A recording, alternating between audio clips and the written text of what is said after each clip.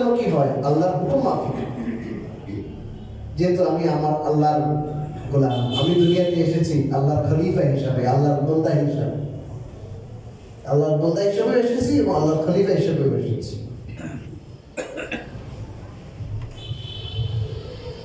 আমরা আল্লাহর হুকুমের গোলাম। এই মোটা দাগে এই কথাটা সবসময় যদি মনে রাখি আমরা, তাহলে অনেকগুলো বিভ্রান্তি থেকে আমরা বাঁচতে পারব। অনেক শিক্ষিত জ্ঞানী মানুষ এই কথা বলে ইসলাম আপনার ইবাদত বন্দেগী করেন, ব্যক্তিগতভাবে ইসলাম চর্চা করার সমস্যা নেই, আমি মুসলিম এটা বলে, কিন্তু রাজনীতিতে ইসলামকে কি করিয়েন না, টানিয়ে নিয়ে বলে না। কথা শুনছেন কিনা আপনার? রাজনীতিতে ইসলামটা কি, তার মানে রাজনীতিটা সেকুলার রাজনীতি, আমরা কোনো কি নেই এখানের মধ্যে, কোনো ইসলামের কোনো বিধিবিধান নাই, অথবা থাকলেও এটা মাইনাস করতে হবে, এটা এই জমানায় অচল। এই কথা যদি কেউ বিশ্বাস করে ইমান থেকে সে সাথে সাথে খারিজ হয়ে গেছে, এই মুসলমান না, ক্লিপ কাট।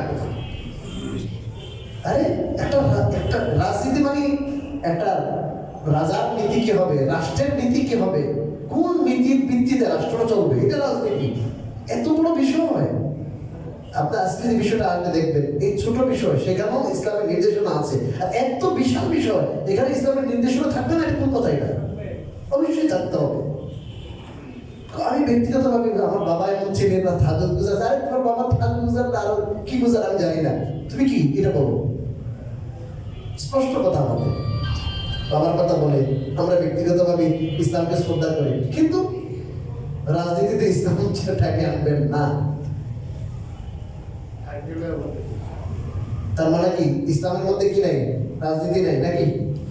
রাজনীতি আছে, তবে রাজনীতি ইসলাম না, এরকম রাখবেন। একামতের দিন কায়েম না হলে, রাষ্ট্রীয় পর্যায়ে দিন কায়েম না হলে কি হবে না, ইসলাম হবে না। একটা মতাদর্শ, এটা ভারতের মতাদর্শ। আল্লাহ কি দিন হলে দেখবেন এটা ভারতের মতাদর্শ সহি না। ইসলাম একটা মোটা জিনিস, বড় জিনিস। ইসলামের একটা অন্যতম পাঠ হলো রাজনীতি। রাজনীতি ইসলাম না, আর রাজনীতি ছাড়াও ইসলাম না, মনে রাখবেন কথাটা। কি বললাম? রাজনীতি ইসলাম না, আর রাজনীতি ছাড়াও কি না, ইসলাম না। রাজনীতি এটা ইসলামের একটা কি অংশ, একটা পাঠ, গুরুত্বপূর্ণ অংশ। যারা মনে করে যে যদি রাষ্ট্র ক্ষমতায় যদি আপনার মানে রাষ্ট্রীয়ভাবে যদি ইসলামকে আমরা কায়েম করতে না পারি, দিন কায়েম করা না যায়, তাহলে তো ইবাদত বন্দেগী এগুলো সব বৃথা, এগুলোর কোনো কি নাই, মানে তার মানে সবচেয়ে বড় জিনিস হলো রাষ্ট্রীয় পর্যায়ে ইসলাম কায়েম করা। এটাই হলো আসল জিনিস, এটাই দিন। তার মানে একটা গাছের 20টা ডাল আছে, একটা ডালকে ধরে বললেন এটাই গাছ, এটা ভুল হবে না? এটা রাজনীতি একটা শাখা, রাষ্ট্রীয়ভাবে আল্লাহর আইনগুলোকে কি করা, বাস্তবায়ন করা, এটা কি শাখা। এটা মোটা দাগে কথা মনে রাখবেন। এটাকেই যদি কেউ কি মনে করে ফুল ইসলাম মনে করে, এটা ভুল হবে। আর আরেকটা ভুল কি বললাম, যে আমরা ব্যক্তিগতভাবে মুসলিম, নামাজ পড়বো, রোজা রাখবো, হজ করবো, যাকাত দিব, সব ঠিক আছে, কিন্তু রাষ্ট্রীয় পর্যায়ে ইসলামকে টেনে আনবো না, সেখান থেকে ইসলামকে মাইনাস করতে হবে। এটাও অনেক বড় ভুল, এমন বড় ভুল যে যদি কেউ দিলে মনে জানে এই কথা বলে, সে মুসলমান থাকবে। এবার আসলে আমরা যে আয়াত তেলাওয়াত করেছি, নিসাউকুম হারসুল লাকুম, আল্লাহ বলেন তোমাদের স্ত্রীরা তোমাদের শস্য ক্ষেত্র, ফাতু হারসাকুম আন্না শিতুম, অতএব তোমরা তোমাদের শস্য ক্ষেত্রে আসো যেদিক থেকে ইচ্ছে। ওয়াকদ্দিমু লিআনফুসিকুম, আর তোমরা নিজেদের জন্য নেক আমল পাঠাও। ওয়াত্তাকুল্লাহা ওয়া'লামু আন্নাকুম মুলাকুহ, আর তোমরা আল্লাহকে ভয় করো আর জেনে রাখো যে তোমরা তার সাথে সাক্ষাৎ করবে। ওয়াবাশশিরিল মুমিনিন, আর হে নবী আপনি মুমিনদেরকে সুসংবাদ দান করুন। এই আয়াতের তাফসীরে সহিহ বুখারীতে আছে, ইহুদিদের ধারণা ছিল যে স্ত্রীদের সাথে মেলামেশা করার সময় কেউ যদি পিছন থেকে মেলামেশা করে, পিছনের রাস্তায় না, সামনের রাস্তায়, যেটা মেলামেশার জন্য আল্লাহ তাআলা যে ওয়েটা দিয়েছেন সেখানে, তাহলে বাচ্চাদের ছোট্ট টেরা হবে।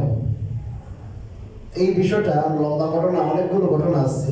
রাসূলুল্লাহ সাল্লাল্লাহু আলাইহি ওয়াসাল্লামের সামনে যখন পেশ হলো, তখন আল্লাহ রাব্বুল আলামিন কোরআন কারীমে এই আয়াত নাযিল করলেন, নিসাউকুম হারসুল লাকুম, তোমাদের স্ত্রীরা তোমাদের শস্য ক্ষেত্র। এটার অর্থ কি? এটার অর্থ হলো, জমিনে যেমন আপনার ধান, বিভিন্ন ধরনের ফল ফলাদি, বীজ, এগুলো মানুষ যখন বপন করে এখান থেকে ফল আসে। তাই মানুষের স্প্রাম, বীর্য আপনার যখন এখানে যাবে, সেখান থেকে মানুষের ফলন হবে। তো আল্লাহ রাব্বুল আলামিন বললেন, তোমাদের স্ত্রীরা তোমাদের জন্য আপনার শস্য ক্ষেত্র, অর্থাৎ সেখান থেকে মানে প্রজন্ম আসবে, মানুষ পয়দা হবে। অতএব ফাতু হারসাকুম, তোমাদের শস্য ক্ষেত্রে তোমরা আসো, আন্না শিতুম, যেদিক থেকে ইচ্ছে। তোমাদের ওই জায়গাটা যদি ঠিক থাকে এবং তোমাদের ওয়ে কি হবে, পদ্ধতি কি হবে, তরিকা কি হবে, এটা নির্দিষ্ট না।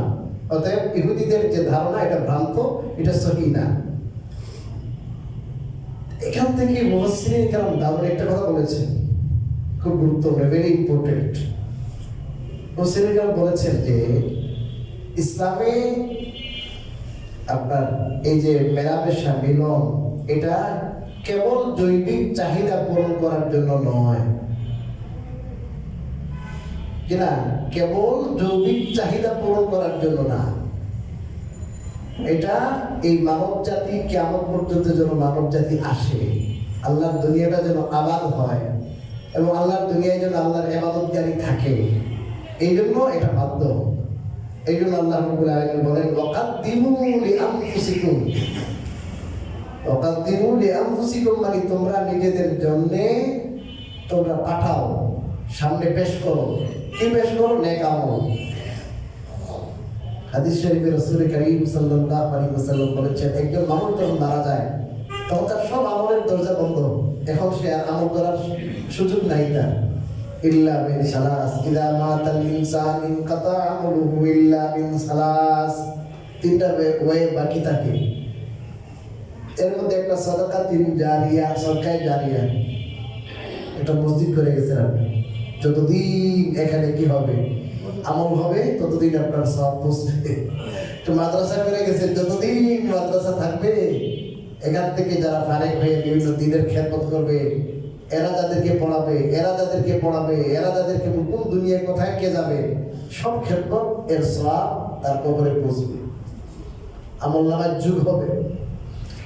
একটা টিউবওয়েল করে দিছে, গরিব মানুষ গ্রাম এলাকায় চাপ কল 20-30 হাজার টাকা দিয়ে, এখন যতদিন পানি খাবে ততদিন কি হবে, সওয়াব। এক জায়গায় মানুষ বসার জায়গা নাই, সাউনি বানাই দিছে, যতদিন বসবে সওয়াব, সদকায়ে জারিয়া। আরেকটা কি? আরেকটা হলো আও ওয়ালাদিন সালিহিন ইয়াদউ লাহু, একজন নেক সন্তান রেখে গেছেন, ছেলে হোক মেয়ে হোক, এই নেক সন্তান তার জন্য দোয়া করবে। এই নেক সন্তানকে আপনি ভালো শিক্ষা দীক্ষা দিয়েছেন, এই নেক সন্তান যত আমল করবে দুনিয়ায়, এই সব আমলের সওয়াবের অংশ পাবেন আপনি। তো নেক সন্তানের দোয়া, এটা সদকায়ে জারিয়া। এই নেক সন্তান যদি আপনি রেখে যান, তা আপনি দুনিয়াতে, আপনার দুনিয়ার থেকে মরেও অমর, মরেও কি অমর। এখন নেক সন্তান আসার জরিয়া হলো এই মিলন। তো ইসলাম এখানে ওয়াকাদ্দিমু লিআনফুসিকুম বলে আল্লাহ তাআলা এটা বলতে চাচ্ছেন যে দেখো, এটা কেবল তোমাদের জৈবিক চাহিদা পূরণ করার মাধ্যম না। যেমন আপনার গরু, ছাগল ইত্যাদি ইত্যাদি যে সমস্ত প্রাণী আছে, প্রত্যেকের মধ্যে আল্লাহ জৈবিক চাহিদা রেখেছেন। জৈবিক চাহিদা শুধু এই মিটাইবার ওয়েটা না, বরং দুনিয়াতে তুমি তোমার ইন্তিকালের পরে তোমার সন্তান থাকবে, এই সন্তানগুলো আল্লাহর দুনিয়ায় নেক আমল করবে, আল্লাহ তাআলার দ্বীন তারা বাস্তবায়ন করবে, আর কত রকমের কত কাজ করবে, কত পুণ্য করবে, সবগুলোর জরিয়া হলো যে এই মিলন। এই জন্য শুধু যৌবিক চাহিদা পূরণ করার কিনা হয়ে এটা না, শুধু এটা মনে করবেন না। এই জন্য হাদিস শরীফে রাসূল কারীম সাল্লাল্লাহু আলাইহি ওয়াসাল্লাম বলেছে, কোন মানুষ যখন তার বৈধ স্ত্রী তার মুখে একটা লোকমা দেয়, নতুন নতুন বিবাহিত যারা এটা বুঝবে যে বউরে খাওয়াই মুখে তুলে দেয়, এটা হলো তার একান্ত মনের একটা জৈবিক চাহিদা থেকে এটা সে আসে। প্রেম ভালোবাসা আল্লাহ পয়দা করে দেয় এখান থেকে। বুখারী, সহিহ বুখারীতে হাদিস, রাসূলুল্লাহ সাল্লাল্লাহু আলাইহি ওয়াসাল্লাম বলেছেন, হাত্তাল লুকমা তাযাউহা ফি ফিমরাতিক। রাসূলুল্লাহ বলেছেন যে কেউ যদি তার বৈধ স্ত্রীর সাথে মেলামেশা করে এখানে সওয়াব হবে। শুধু মেলামেশা না, বরং সে যে তার মুখে লোকমা মিষ্টি খাওয়াই দিল মুখে বউয়ের, এখানে কি হবে? সওয়াব হবে। সাহাবায়ে কেরাম আশ্চর্যান্বিত হইয়া জিজ্ঞাসা করলেন, ওগো নবীজি, এটা তো তার নিজের খায়েশ পুরো করতেছে, এখানে সওয়াবের কি আছে?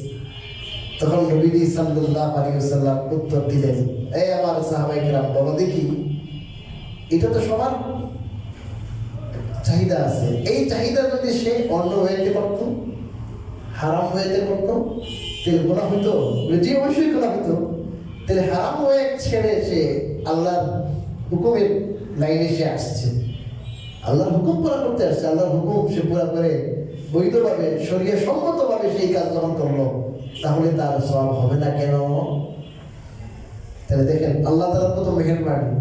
আমরা যদি শরীয়ত মানি, আল্লাহর হুকুম মানি, দিন অনুযায়ী করি, তো যেটা মানুষের শাহওয়াত খায়েশ, ওই খায়েশের জিনিসটাও ইবাদত হয়ে যেতেছে, ওখানেও আল্লাহ তাআলা কি দিতেছে? সওয়াব দিতেছে। মিলনেও সওয়াব, মিলনের আগ মুহূর্তে যা হবে সব কি হচ্ছে? সওয়াব হইতেছে। আর পক্ষান্তরে যদি পরনারীর সাথে শুধু টাচ না, বরং দূর থেকে যদি কেউ কি করে, নজর করে, আরে দূর থেকে নয়, তার যদি ছায়া অথবা আপনার তার ফটো স্ক্রিনে, মোবাইলে দেখে, টেলিভিশনে দেখে, আপনার সিনেমা হলে দেখে, কবিরা গুলা হলে, কথাটা বুঝতে পারছেন? এটা হলো হালাল আর হারামের কি তফাৎ, হালাল আর হারামের তফাৎ। আল্লাহ আসলে এই জিনিসগুলো আল্লাহ রাসূল যদি না বলতেন, কোরআন হাদিসে না আসতো, তাহলে আমরা তো সব জামের মতো হইতাম না। আল্লাহ তাআলা কত মেহেরবানি করে আমাদেরকে সব বুঝিয়ে দিয়েছে, আলহামদুলিল্লাহ। তাহলে ছেলে সন্তানের আছে যে সূরা বাকারায় আগে গেছে, রমজানের রাত্রগুলোতে নিষেধ ছিল, মিলন নিষেধ ছিল। আল্লাহ রাব্বুল আলামিন পরবর্তীতে কোনো একটা ঘটনার প্রেক্ষিতে হালাল করে দিলেন। আল্লাহ বলেন, ফাল আনা বাশিরুহুম, এখন তোমরা তাদের সাথে মেলামেশা করো, তবে ওয়াবতাগু মা কাতাবাল্লাহু লাকুম, তোমাদের জন্য আল্লাহ যা লিখে রেখেছেন তোমরা সেটা কামনা করো, সেই মিলনের মাধ্যমে, অর্থাৎ সন্তান কামনা করো। তো এখান থেকে এই যে ইসলামী দৃষ্টিভঙ্গিটা আমরা বুঝতে পারি। ইসলামী দৃষ্টিভঙ্গি এটা একদিক থেকে নিজের বৈধ যৌন আপনার তৃপ্তি লাভ করা, আর আরেক দিক থেকে সেটা হলো সেটার মাধ্যমে যেন দুনিয়াতে মানুষ আসে, আল্লাহর ইবাদতকারী বা বান্দারা আসে, দুনিয়া আবাদ হয়। এবং এই সন্তানটা আসবে, যতদিন সন্তান থাকবে আপনার জন্য দোয়া করবে, আমল করবে, ইবাদত করবে, এই সব কিছু আপনার আমলে কি হবে? জমা হবে। তাহলে দেখা গেল মানে একান্ত তার মনের যেটা খাহেশ এবং শাহওয়াত, তার জৈবিক চাহিদা পুরা করলো, কিন্তু এদিক থেকে কি হলো? এখান থেকে সন্তান আসলো, আর সেটা তার দীর্ঘমেয়াদী সওয়াবের কি হয়ে গেল? কারণ এরপরে আল্লাহ বলেন, ওয়াত্তাকুল্লাহা ওয়া'লামু আন্নাকুম মুলাকু, আর তোমরা আল্লাহকে ভয় করো, আর এই কথা জেনে রাখো যে তোমরা তার সাথে সাক্ষাৎ করবে, তার সাথে দেখা করতেই হবে। তিনি তোমাদেরকে ধরবেন, যত কাজকর্ম করো এই কাজকর্ম সম্পর্কে জিজ্ঞাসা করবেন। এই মন মানসিকতা নিয়ে দুনিয়ার প্রতিটা কাজ কর্ম আচার আচরণ উচ্চারণ করতে হবে। আমাদের প্রত্যেকের ব্রেইনে যদি সদা সর্বদা এটা থাকে যে আমি এই যে কাজ করছি, এই কাজটা করছি আমি, আমার আল্লাহ আমাকে দেখছেন এবং আমি আমার আল্লাহর সাথে সাক্ষাৎ করব, তিনি আমাকে এই বিষয়ে কি করবেন? জিজ্ঞাসা করবেন, তাহলে দুনিয়ার কায়াটা পাল্টে যেত।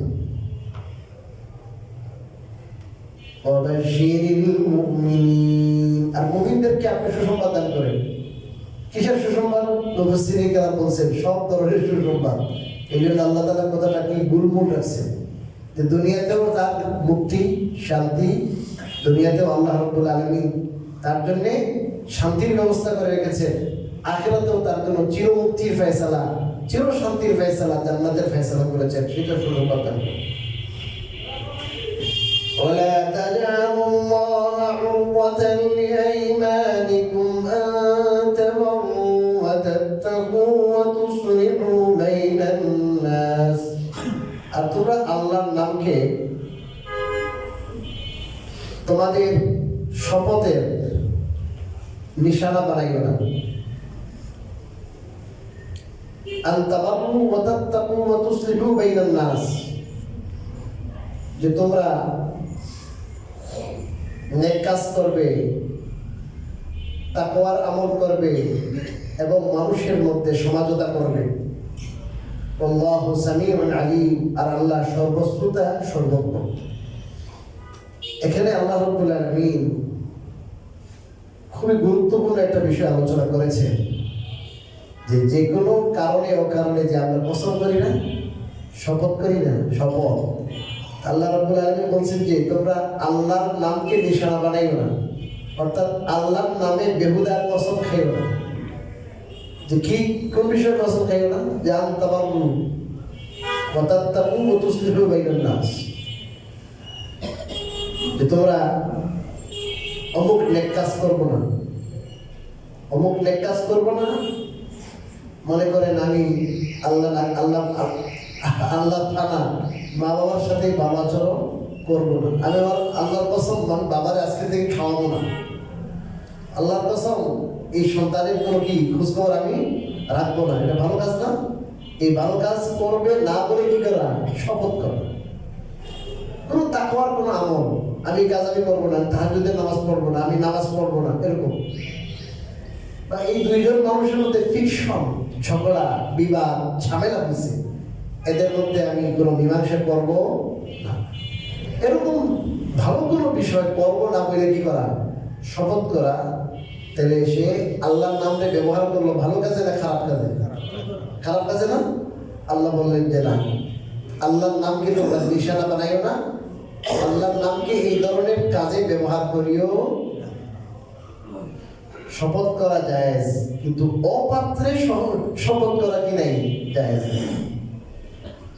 আল্লাহু সামিউন আলিম, আল্লাহ সর্বশ্রোতা সর্বজ্ঞ।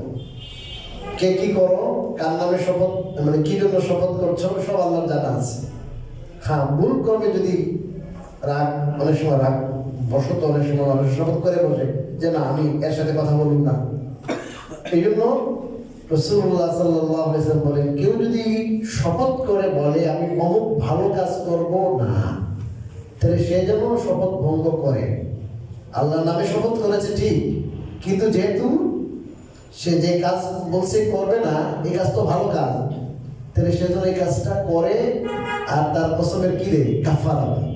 এমনকি রাসূলুল্লাহ সাল্লাল্লাহু আলাইহি ওয়াসাল্লাম বলেছেন যে কেউ যদি শপথ করে একটা জিনিসের, কিন্তু সে অতটা খেয়াল করে নাই, ওই সময় মাথায় আসে নাই, পরে দেখলো যে যেটা বলছে করবে না এর থেকে ভালো অন্যটা, তাহলে ওই সে এই শপথ ভঙ্গ করে ভালো কাজটা করবে।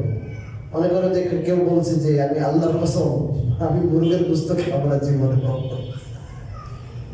অথবা আল্লাহ রাসূল সাল্লাল্লাহু আলাইহি ওয়াসাল্লাম খাসির গোশত পছন্দ করতেন, আমি জীবনও খাসির গোশত খাইতাম না। বেহুদা, তার কোনো রোগ না, কোনো অপছন্দ কিছু না, এমনি।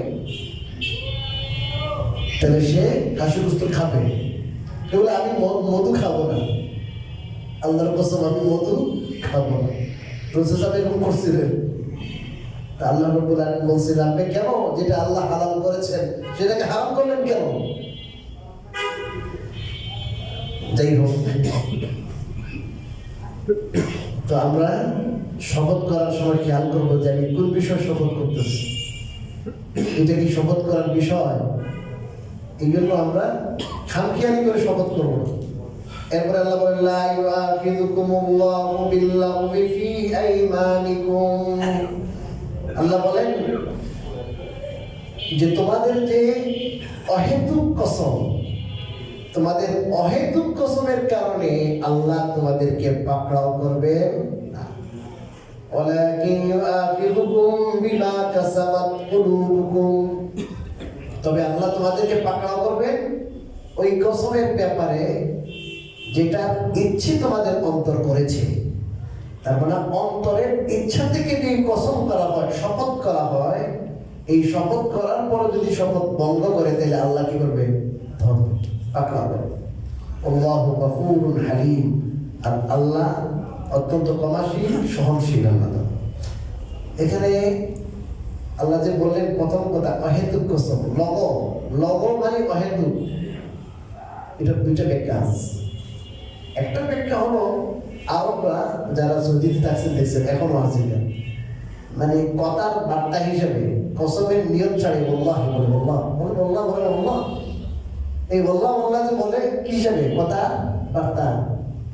এটা বেহুদা কসম, কথায় কথায় বলে না, কথার বার্তা হিসেবে নিয়ত ছাড়া এমনি কি বলে? বল্লাহ বলে, কিন্তু কি নাই? কসমের কি নাই?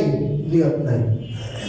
তো এরকম কসম করা যদিও বা ঠিক না, কারণ আল্লাহ নামে, কিন্তু যেহেতু বেচারার বুদ্ধি বের হয়ে গেছে, এটার কি নাই? তার নিয়ত নাই।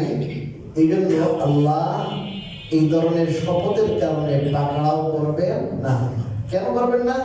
কারণ আল্লাহ গফুরুর রহিম, আল্লাহ সহনশীল। আরেকটা হলো অতীত কোনো বিষয়,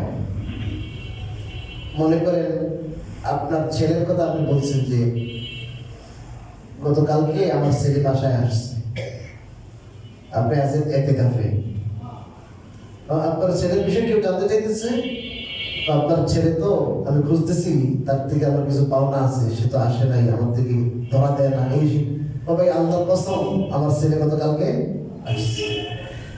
আপনার জানা হিসাবে আপনার ধারণা, আপনার সাথে কথা হয়েছে, সে আসবে, আপনি নিশ্চিত সে আসছে। পরবর্তীতে আপনার লাইফের থেকে আপনি খোঁজখবর নিয়ে, আপনি এতেকাফ থেকে যাই আপনি খোঁজখবর নিয়ে দেখলেন যে না, আমার ছেলে তো তখনও আসে নাই, আমার সাথে ধোঁকাবাজি করছে, আমি তার হয়তো গালি দিব, তার উপর আমি নারাজ হব, এই জন্য সে আমার সাথে বিভিন্ন কথাবার্তা বলে সে একটা নিজের প্রাণ বাঁচাইবার চেষ্টা করছে আর কি, আপনি বুঝতে পারলেন। এবং আপনি যখন শপথটা করলেন অতীতের কোনো বিষয়, তখন আপনি তো জানেন আপনি সত্য, কিন্তু ঘটনাটা কিন্তু কি না, এরকম না, অসত্য।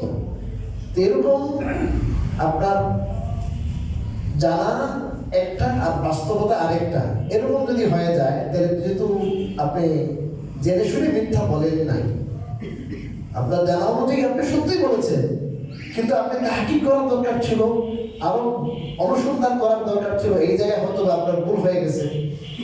আল্লাহ তাআলা এমন ভুল কি করবেন না, কথা কি বুঝিতে পারলাম? অতীত কোনো কাজের বিষয়ে যখন কেউ শপথ করে যে অমুক আমার বাড়িতে নাই, অমুক জিনিস আমার কাছে আছে, বা অমুক কথা আমি বলি নাই, অথচ সে কি করছে?